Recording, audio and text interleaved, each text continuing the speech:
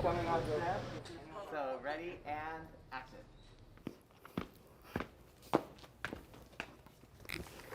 Miley, Howdy. how's it going?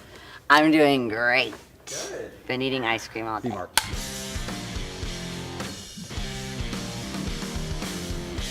This collaboration between Magnum and myself is all about pleasure and celebrating the different layers of pleasure. Being true to pleasure for me is feeling fully fulfilled at the end of a day, knowing that you tried something that scared you, that you conquered it. Maybe even if you failed by trying, you succeeded because you didn't just live in that fear. You looked at it and you assessed it and you did your best. And so I always feel the kind of most fulfilled when I do something that, whether it's terrifying to me or it's something new, or again, sometimes I think failure is the most important ingredient to success because the next day you have the opportunity to try again. By being experimental just in my lifestyle, in my art, in my musical choices, or whether it's working on different films, I think I represent being layered as an individual, as being an artist, and I think by having that fearlessness when it comes to trying something new, so whether that's, you know, kind of honoring country music, which is obviously a big part of my childhood and growing up, but then, you know, doing pop music that I also adore, into celebrating rock and roll, which so many revolutionary female artists paved this path that I'm walking down now. And so I think, you know, being layered is really important to trying new things. I think it's important to not compromise when it comes to things that bring you pleasure because I think it's such an individual choice and experience, and I think no one really ever knows what feels right except for you. I think success is measured in so many different ways, and I think fulfillment and dignity and respect and honor for what you're doing, to me that equates success. When you release a record, it's no longer yours. And when you make these albums, usually you make it over, you know, a year of your life, and so much changes and so much evolves, and people come in and people leave, and there's pain, there's excitement, there's birth, there's death, there's so much that happens in this time of making a record. And then when it leaves you and it leaves your hands and it goes out into the world, it's no longer kind of your own personal diary. And so something that's making me feel really fulfilled and giving me a lot of pleasure right now is making music and being in the studio and that writing process, because it's just very intimate and personal, and it's also very therapeutic in a way. Hidden pleasures that people may be surprised to know about. I'm not very good at keeping secrets or surprises, but something that I do love is going back home and like being active with my brothers and my dad and like going out and playing football or playing basketball. And I feel like people see me kind of like doing more glamorous things on stage or wearing bedazzled clothes and like being kind of over the top when it comes to glam. But I actually really like to kind of like go to the farm, and whether that's like go wash my horses, or it seems like something that's a chore, but because I'm out in the city so much, going to these places and like actually being able to get dirty and just like be on my farm the way that I was when I grew up makes me super happy. The message of pleasure has more than one layer means to me that there's been times in my life that I feel that I can be very contradictory to myself.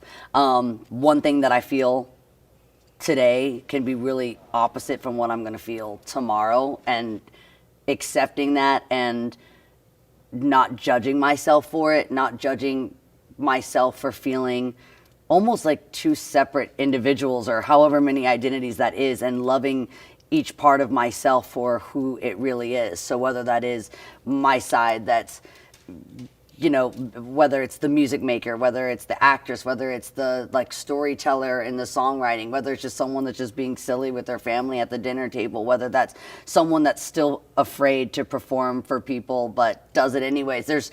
And then the person that's totally confident, and sometimes I'll go on stage and I've done it a million times and it feels that way, and sometimes it feels as terrifying as the first time. And just accepting every part of who I am and that kind of human experience that I'm having, because even things that I've done a million times, sometimes they still feel new, whether that's, being in a room full of people and feeling really shy. Sometimes I feel like I want to be that center of attention. Sometimes I want to hide in the corner, and just knowing that every day is different, than my experience to what is happening in my life.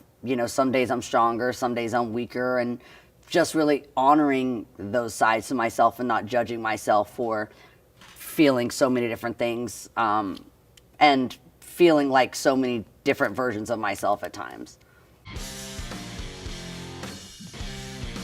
My message to anyone who feels afraid of being judged, which then stops them from following their dreams or being who they really want to be or being their most authentic version of themselves.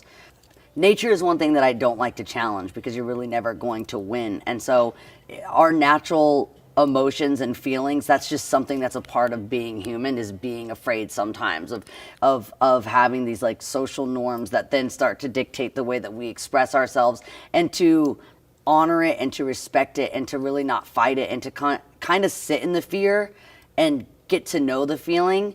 And I think to ask yourself questions about why you want to make the choices or why you want to express yourself in a certain way, and like understand the authenticity and why it's important to you, and because people will question you. And I think it doesn't matter what your answer is to them, it's what your answer is really to yourself, and you don't really need to explain yourself to anyone on the outside. But I do think having answers to those questions for yourself on the inside just keeps you understanding why this is so valuable to your happiness or to your existence on this earth, your importance, what you're going to bring, and what you're going to leave on this earth too. Like, what kind of mark you're going to make, how are people going to remember you. But I really think that those questions aren't to be answered outside, but I do think they're really important to ask yourself those questions.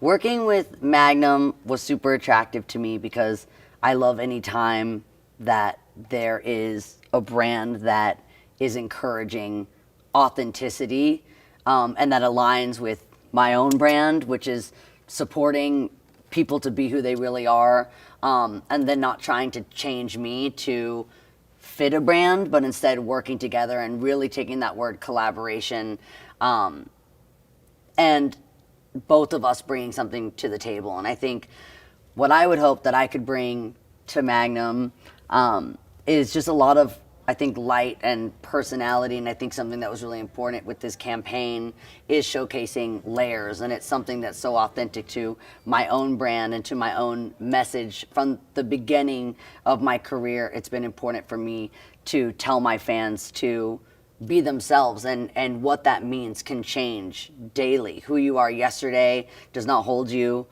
to today or to tomorrow. And it's okay if you become that person again. There's been so many times with these there's cycles of my identity, and there are a lot of layers to each of us. We're all really complex.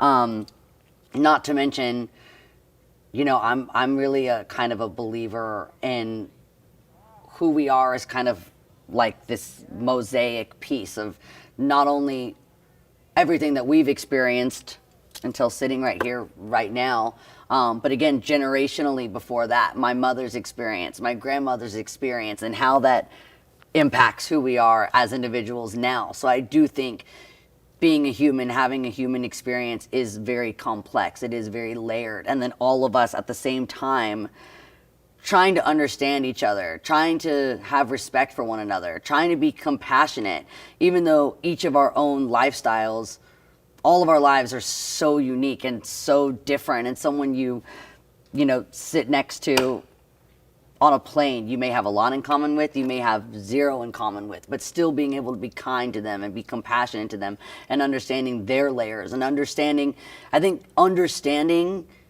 knowledge is power. We know this. So the more that we know something about someone, not just who they are right now, but what they've been through, who they've been, that all accumulates to making the kind of piece of art that's going to be you, that is you. But I do think it's all these little micro moments that build up to make this one big piece of the person that you are.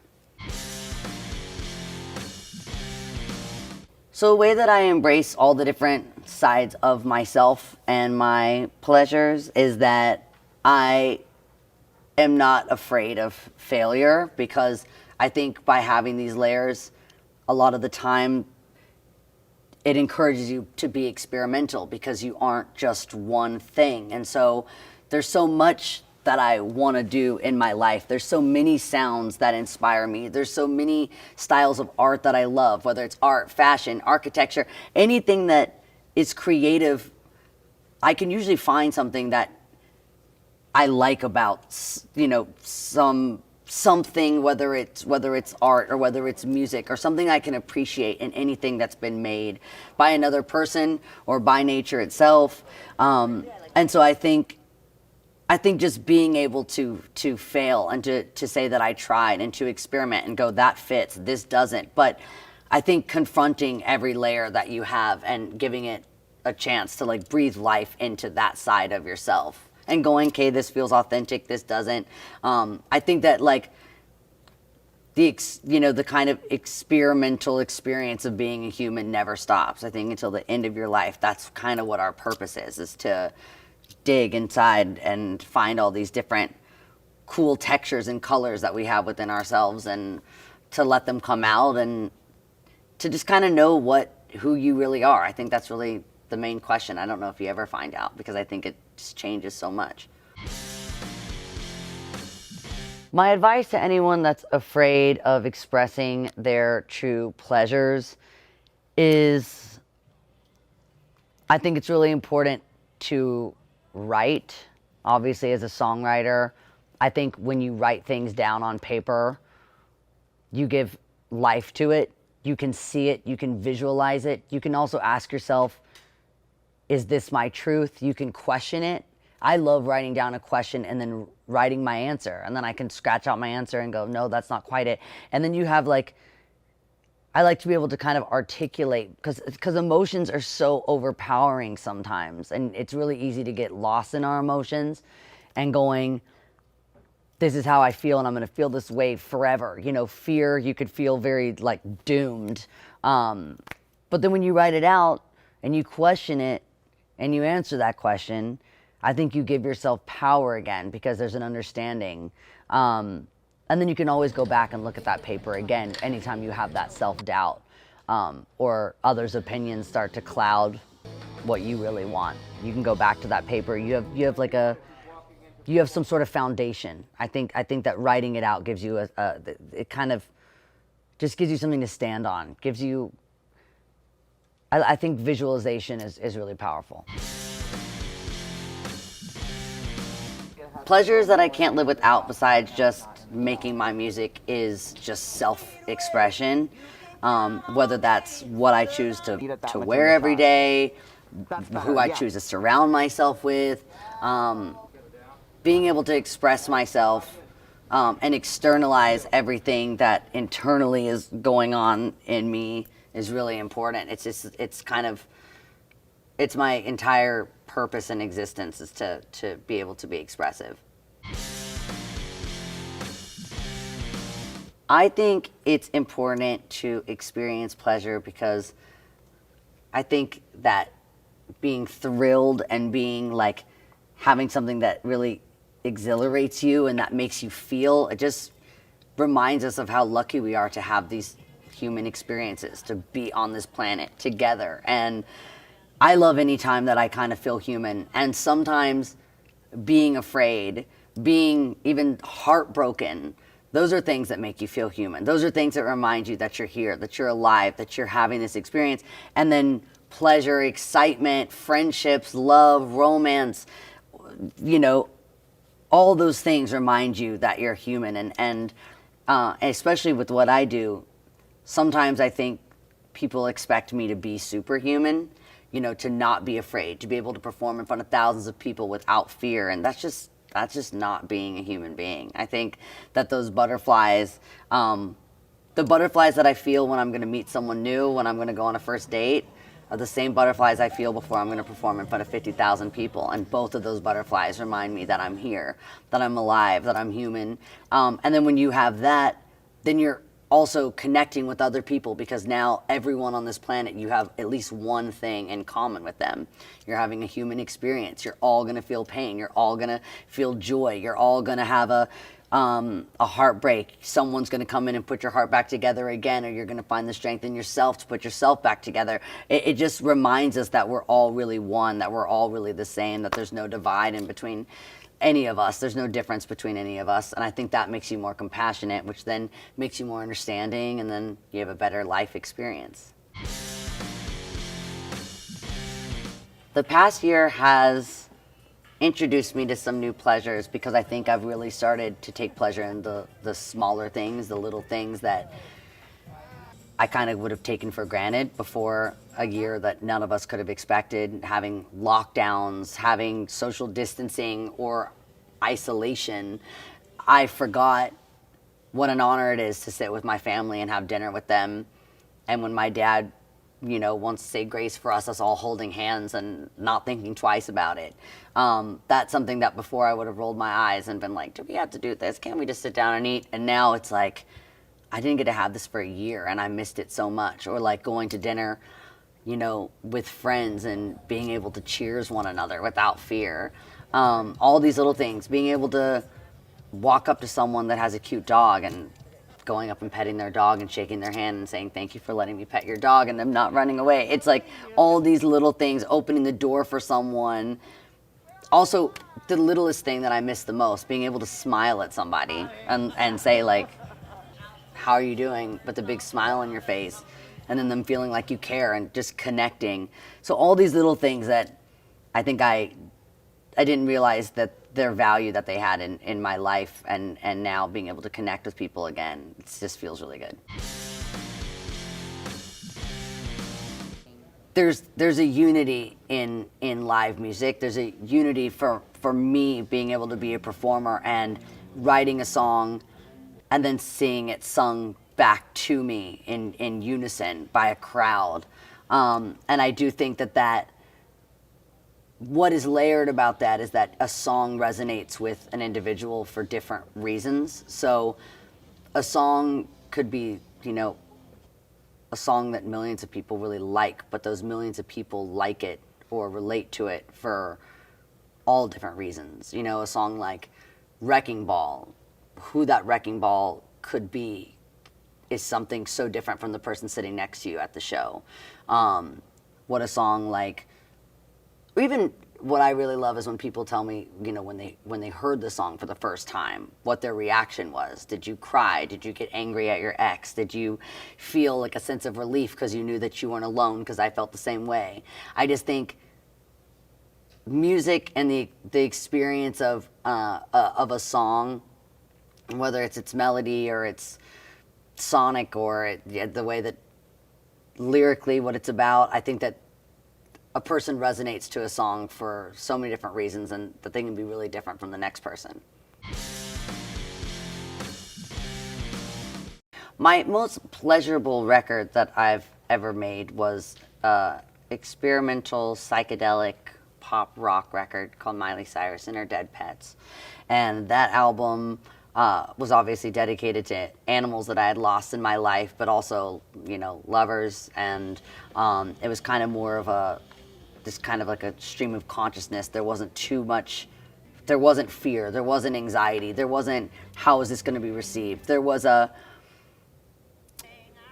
brazenness, if you will, to making it. And I'm proud of myself for making that choice, because it was on the heels of Bangers, which was obviously, it's probably one of my bigger, if not my biggest record that I've made. And it was pretty mainstream and, widely accepted and loved. And then to go and make something that really challenged all that, I was really proud of myself for making that decision as an artist, because it was what I really wanted to do. And that there had been, 10 years of my life prior to that there was all things that I wanted to do. I'm really lucky that I've been able to make art that I love pretty much for my entire career. But this was one that was just so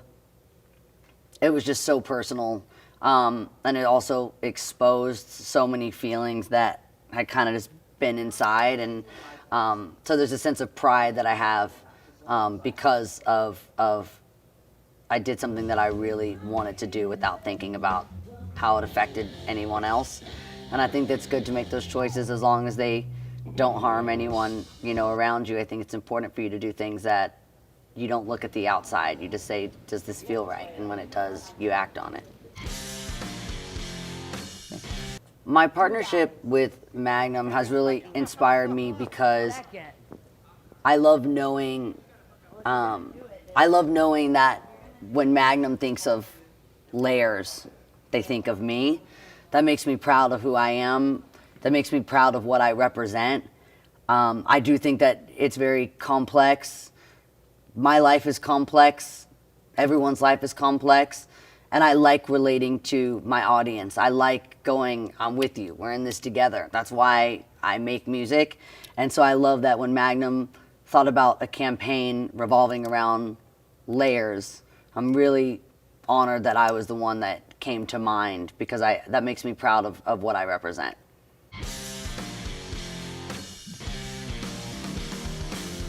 Today I am here to film my Magnum campaign along with my 8D live performance. I really wanted to create a set that showcased my personal layers and how I relate to this Magnum campaign. So I'm doing a song called Hate Me off of Plastic Hearts that I talk a lot about my songs kind of just being journal entries, and I feel like this is a really good example of that.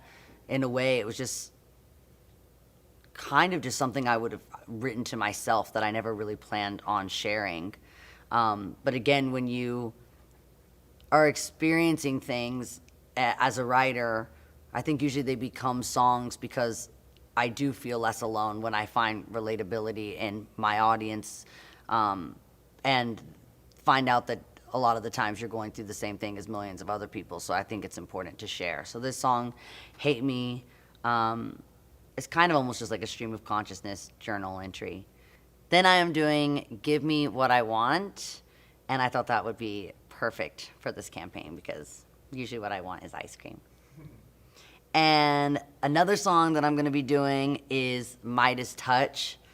Everything I touch turns to gold. And I'm doing a rendition called Miley's Touch. And I have made a version of this song that is, I don't know if it could be, I don't really know what this is. This is just something that kind of me and my band put together of doing something that was just so the opposite of the original song itself. And I felt like it really reflected me. And I feel like what I really love about the set that we put together, even though 2 of the 3 songs are off the same record, they're also really different from one another, and it shows that you can be one thing, whether that's one individual, one human, one record, and that you can showcase all these different sides. And even if they kind of contradict one another, that's still a part of who you are. And I think that there's a lot of like stigma and judgment. I think there's a lot of stigma and judgment around being layered sometimes. I think that people can think that you don't know who you are if you have all these layers, and that one day you let one come out and the other day another one shines. I think a lot of the time there is judgment surrounding that. So just trying to kind of normalize and celebrate being layered.